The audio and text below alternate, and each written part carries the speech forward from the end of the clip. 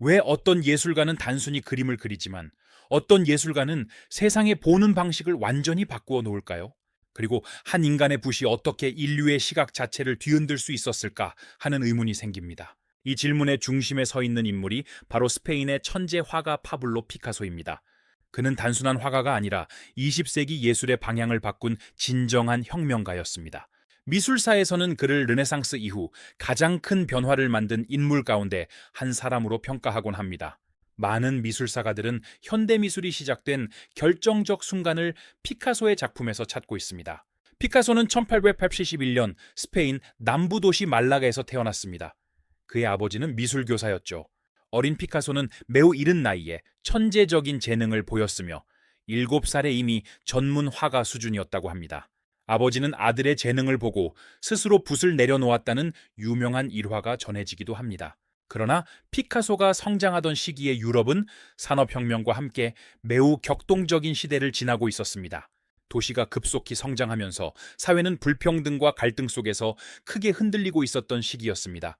전통적인 예술 역시 변화를 요구받았습니다. 당시 미술의 주된 목표는 현실의 사실적 묘사였죠. 하지만 사진 기술이 등장하면서 단순한 재현은 더 이상 예술의 핵심 가치가 아니게 되었습니다. 이 변화 속에서 피카소는 질문을 던졌습니다. 그림은 현실의 복사인가 아니면 새로운 해석인가? 이 질문은 그의 인생을 바꿨습니다. 그는 세계 예술의 중심지였던 프랑스 파리로 향하게 됩니다. 젊은 피카소는 가난 속에서도 끊임없이 실험하며 자신만의 새로운 표현 방식을 갈구했습니다. 그의 초기 작품 세계는 이른바 청색 시대로 불립니다. 화면은 온통 차가운 푸른색으로 가득했죠. 가난한 사람들과 사회적 약자를 주로 그렸던 이 시기는 친구의 죽음으로 인한 깊은 우울이 반영되었습니다. 이후 피카소는 장밋빛 시대를 거치며 보다 따뜻하고 서정적인 스타일로 변화하기 시작합니다. 그러나 진짜 혁명은 1907년에 등장합니다. 바로 그의 유명한 작품 아비뇽의 처녀들입니다. 이 그림은 당시 미술계를 충격에 빠뜨렸습니다. 바로 그의 유명한 작품 아비뇽의 처녀들입니다.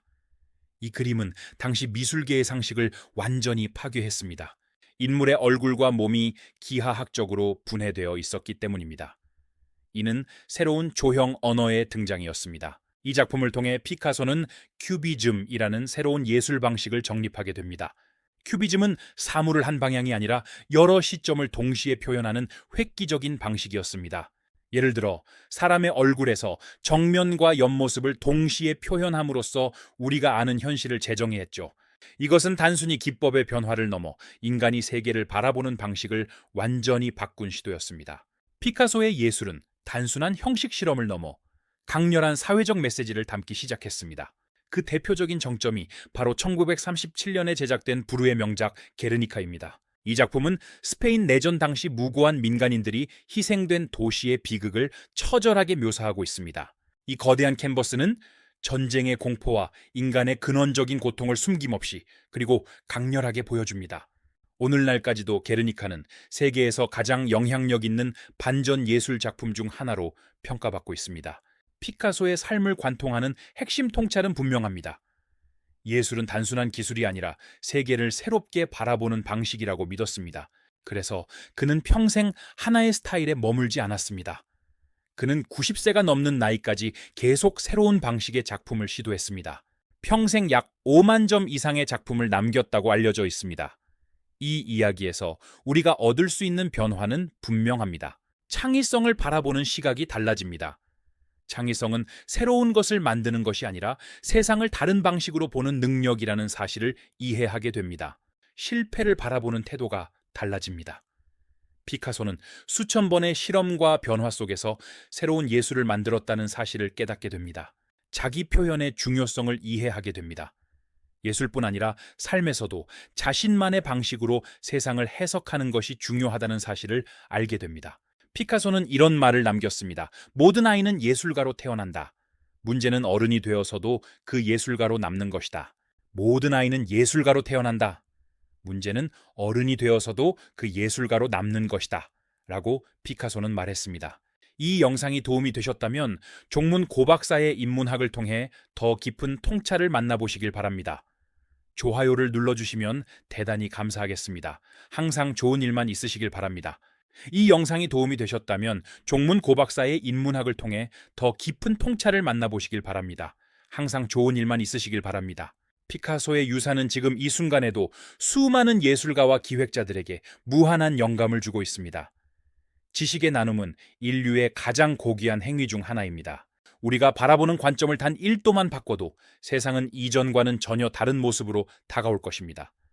당신의 삶을 예술적 시각으로 재구성해 보십시오. 피카소의 고향 스페인의 정열과 에너지는 그의 작품 속에서 강렬한 생명력으로 살아 숨쉬고 있습니다. 안달루시아의 햇살은 그의 붓끝을 따라 화폭 위에 영원히 머물고 있죠. 또한 파리의 낭만과 자유로운 예술적 분위기는 그를 세계 최고의 화가로 성장시킨 비옥한 토양이었습니다. 몽마르트의 밤은 언제나 새로운 영감으로 가득했습니다. 여러분 내면에 잠자고 있는 예술가적 기질을 깨워보십시오. 특별한 기술이 없어도 괜찮습니다. 세상을 향한 당신만의 진솔한 시선이 곧 예술의 시작입니다. 매일 마주하는 일상을 조금 다른 시선으로 바라보는 것, 그것이 바로 피카소적인 삶의 시작입니다. 익숙한 사물 속에 숨겨진 낯선 아름다움을 발견해 보십시오. 예술은 때로 거창한 선언보다 깊은 위로를 줍니다. 청색시대의 고독이 우리를 어루만지듯 예술은 상처 입은 영혼을 치유하고 다시 일어서게 하는 힘을 가지고 있습니다. 역사는 예술가들의 손에 의해 기록됩니다. 피카소는 그 역사의 가장 뜨겁고 처절한 순간들을 캔버스에 담아 인류의 기억 속에 영원히 각인시켰습니다. 미래의 피카소는 어떤 모습일까요? 아마도 그는 우리가 상상하지 못한 도구와 매체로 세상을 놀라게 하고 인류의 시각적 패러다임을 또 한 번 확장할 것입니다. 예술은 철학의 시각적 구현입니다. 피카소의 선 하나에는 수많은 고뇌와 사유, 그리고 존재에 대한 깊은 물음이 담겨 있습니다. 당신은 지금 어떤 선을 긋고 있습니까? 당신의 삶 자체가 하나의 위대한 작품이 될 수 있습니다. 매 순간을 예술가처럼 호기심 있게 관찰하고 정열적으로 살아가십시오. 당신은 충분히 아름다운 예술가입니다. 지식은 나눌 때 더욱 빛이 납니다. 오늘 우리가 나눈 피카소의 이야기가 널리 퍼져 많은 이들에게 새로운 영감의 불씨가 되길 진심으로 바랍니다.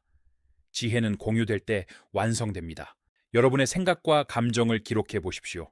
그것이 언젠가 당신만의 게르니카가 되어 세상에 깊은 울림을 줄지도 모릅니다. 기록하는 삶은 결코 사라지지 않는 가치를 남깁니다. 배움에는 끝이 없습니다. 피카소가 90세에도 붓을 들었듯이 우리도 늘 새로운 것을 향해 마음을 열고 탐구하는 삶을 지향해야 합니다. 배움은 영원한 젊음의 비결입니다. 예술은 박물관 안에만 갇혀 있지 않습니다. 우리 주변 모든 곳에 피카소의 숨결이 닿아 있으며 당신의 선택 하나하나에 예술적 가치가 담겨 있습니다. 일상을 예술로 채워보십시오. 긴 시간 함께 해주셔서 감사합니다. 여러분의 일상이 예술적 영감으로 가득하기를 진심으로 응원합니다. 파블로 피카소의 불꽃 같은 열정이 여러분의 가슴 속에도 전달되었기를 바랍니다. 오늘 영상이 여러분의 삶의 작은 보탬이 되었다면 구독과 좋아요로 응원 부탁드립니다. 여러분의 따뜻한 관심은 더 좋은 콘텐츠를 만드는 가장 큰 힘이 됩니다. 감사합니다. 다음 시간에는 더욱 깊이 있는 인문학적 주제로 찾아뵙겠습니다. 인문학의 숲에서 길을 찾는 여정에 앞으로도 계속 함께 해주십시오. 항상 건강하고 행복한 나날 되시길 바랍니다. 종문고박사의 인문학이었습니다. 오늘도 행복하고 지혜로운 하루 되십시오.